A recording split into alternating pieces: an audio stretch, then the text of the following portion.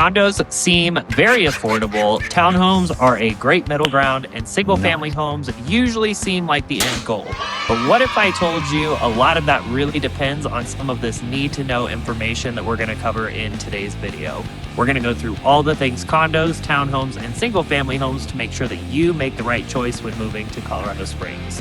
Welcome back to the channel. I'm Sean, and this is Crystal. As always, we are your local real estate experts, and today we wanted to cover a topic that has a lot of buzz going around, especially with prices changing and the market changing, and single-family homes being this big thing right now versus condos versus townhomes. So today we wanted to cover all of your bases to make sure that you make the right decision. So Crystal, can you tell them a little bit about the difference between what a condo is versus a townhome versus a single-family home? Yeah, for sure. So it's crazy because I feel like right now there's so many different headlines of HOA this and condo this and association this, and it's all kind of scary and crazy. And so we want to kind of break it down a little bit more simplified so that way you guys kind of get a good glimpse of really what does all of that mean. So a condo is going to be a structure that is in a unit, right? You're going to have shared walls. You're going to have shared exterior. Townhome is going to be very, very similar to that. Normally, townhomes, you're just going to have two shared walls. And townhomes and parent homes and patio homes are basically the same exact thing. A lot of it is just going to kind of determine on your shared wall. The good thing is how they're built nowadays is very different than how they were built 40 years ago. And then your single family home is going to be where you own the land, you own the home. All of it is your responsibility. And so we'll kind of break that down a little bit further, but that's just kind of like a simplified gist of what that is.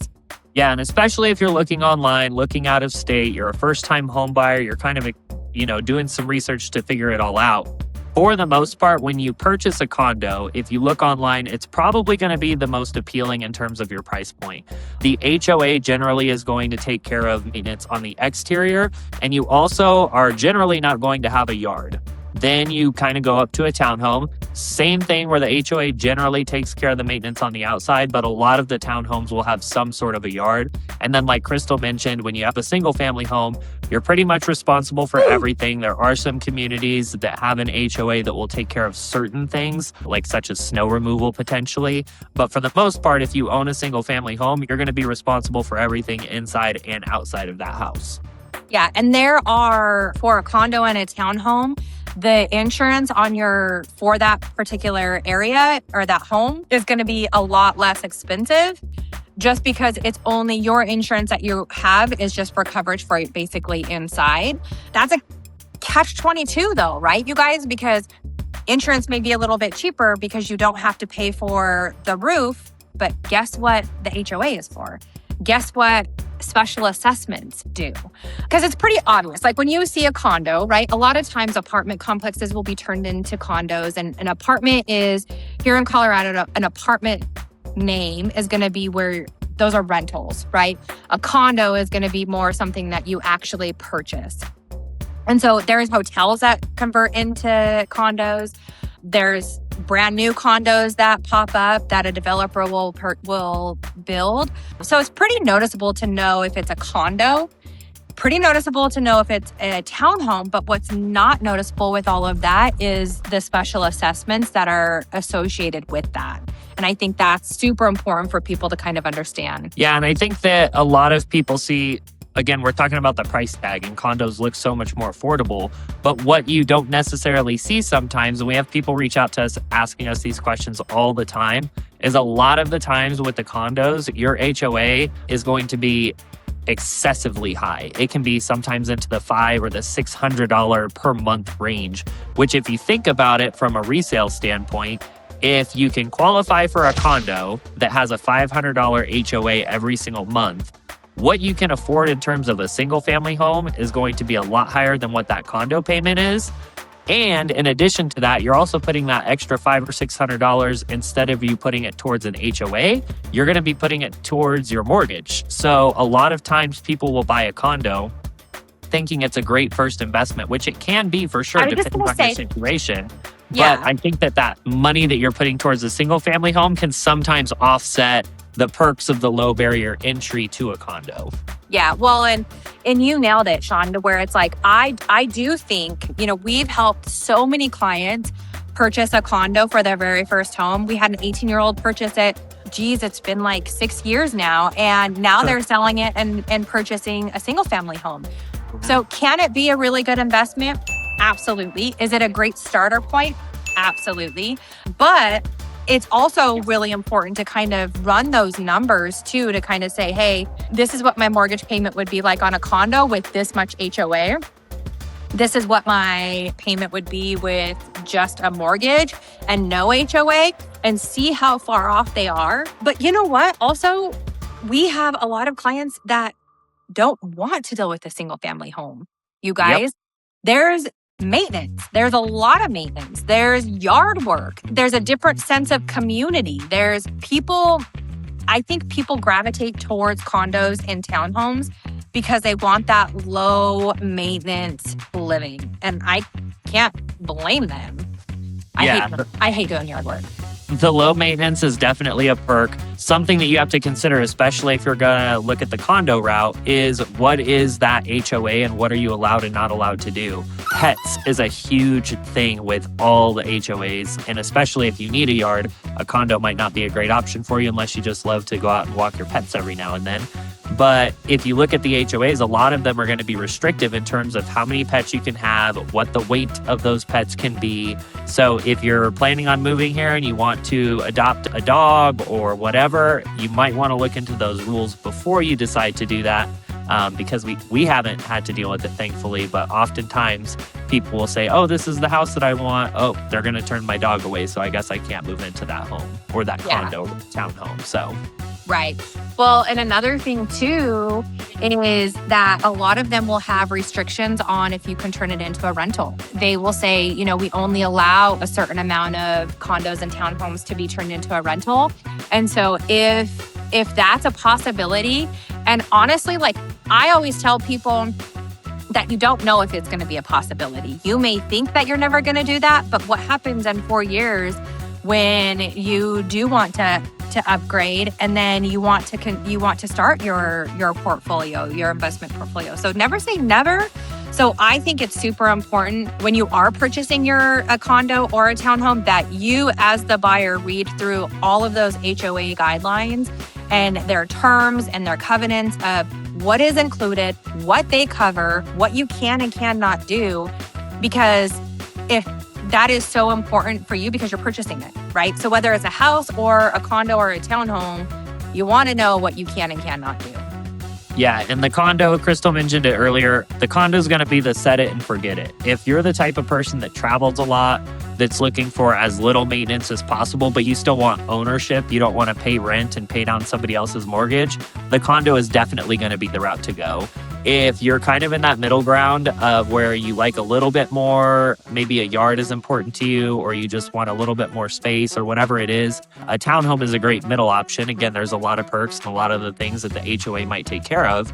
And if you're wanting full reins to do whatever it is that you want to do, the single family home is definitely going to be your best route. We will specifically mention communities without HOAs because if you land in a community with an HOA and you have a single family home, there will still be rules and restrictions on the things that you can and can't do.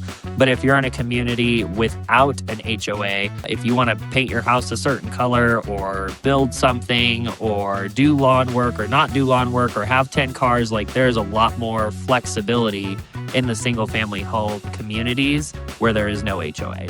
Yeah. And I will say, because we are your local real estate agents, Crystal and Sean. So if you are relocating here to Colorado Springs or the surrounding areas, let us know, hit us up. We're happy to help you answer any questions or help you go find a house or a condo or a townhome. But I will say when it comes to resale value, it's important to know that condos and townhomes and paired homes are going to be a little bit harder for you to sell and or they're not going to necessarily have that same value as a single family home would. There's so many different factors why. The buyer pool of the people that want a condo and want a townhome is a lot lower than the ones that want a single family home. Your HOA plays a huge factor in that monthly payment. Special assessments can come at any time, And what a special assessment is basically is like, let's say, we have a really, really bad hailstorm. It knocks everybody's roofs off or, out. The whole entire complex needs to be completely redone. Because the HOA is going to pay for it, right? You think. Right. So they have reserves for all of that, right? But with insurance premiums going up, their fees are going to be higher. So someone has to pay that difference of what it actually costs versus what they have in the reserves.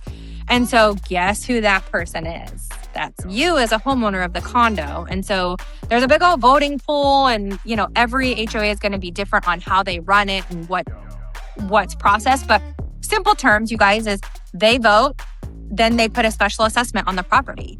And you have to pay either like a lump sum or a monthly sum on top of your mortgage, on top of your HOA. So as you guys can see, all of those monies add up.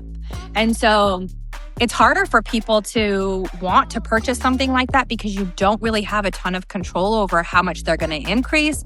You have no control over their specialists. You have a little bit of control, but let's be honest, not really. There's less amount of people that want to purchase that type of a situation versus when we're talking about a single family home, you own the land, you own the home. If there is an HOA, you know that they still can do the same exact thing, you guys, but it's different equity. It's different. The amount of money that you're putting into your home is different than just paying an HOA. And so the buyer cap on that is a lot bigger.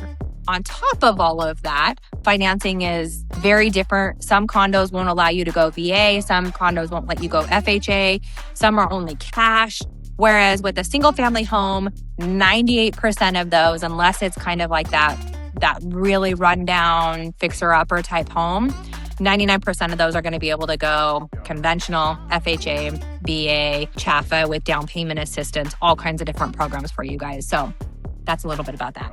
Yeah, and when we talk about the pricing and the dollar figure, I didn't do exact math for you, but say you see $200,000 condo, but it does have that $500 a month HOA. That $200,000 condo with no yard, right, might be able to afford you, depending on where you're looking at and property taxes and things like that, but you might be able to then afford a $300,000 home. Or if you're looking at a $400,000 condo, you might be able to afford a $500,000 single family home. So when it comes to deciding, should you have a condo, should you have a townhome, should you have a single family home, which route should you go? I think that there's a lot of personal preferences when it comes to maintenance and flexibility that is going to factor into that decision. But when it comes to the financial aspect of it, be sure to reach out to us. We can get you in touch with some great local lenders to help walk you through what exactly those numbers look like. Because again, if you're just looking through Zillow or Realtor.com, Homes.com, etc., you might see the sticker price and say, this is going to be a lot more affordable than a single family home, so this is the route I want to go. But that's not necessarily the case, especially because, like we mentioned in the beginning, these HOAs are getting out of control. And if you have a special assessment on top of that, it can get even more wild. We just found out about one of the properties that we're currently looking at, and it has, was it $1,000 a year, a special assessment, Crystal, with no time cap on it? Yeah. So that will be basically, they can run it forever. You think that you're getting this, whatever the HOA is, and then on top of that, now you have $1,000 a year with no cap. So it's like they can just get a little bit out of control sometimes. So you just need to make sure you're doing all of your homework. Yeah, for sure. So not trying to like sway you one way. Yeah. Yeah, exactly. I couldn't think of the word.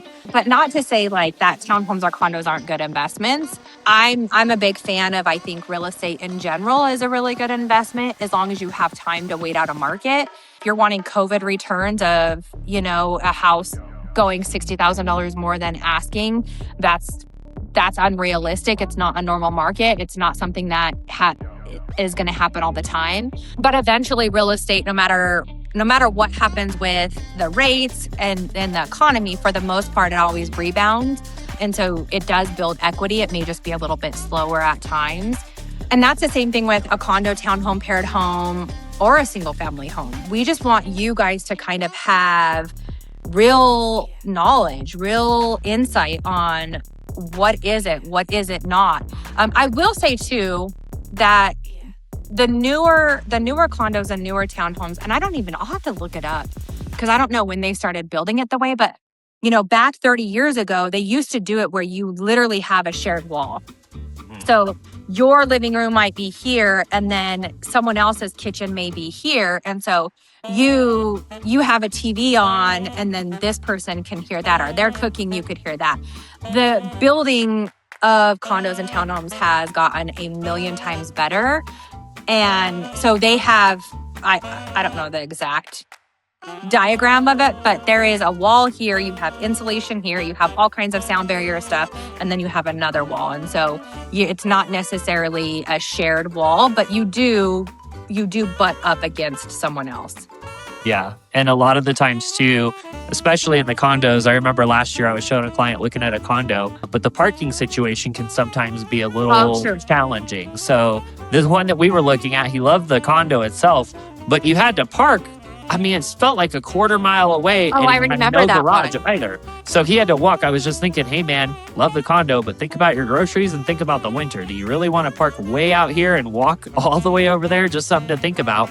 Other condos, you can find them with like an attached garage, but they're sometimes strange. Like the condos that we were looking at with this specific client, you could go to the garage, but your neighbor's condo's garage was open walled to yours. So both your vehicles are there. If you have tools or anything like that, it's kind of just open shared space. It's not really shared space, but you just really have to trust your neighbor if you're going to leave stuff out. Townhomes are a little bit better. You usually will get like a driveway or an attached garage, and then single family homes, of course.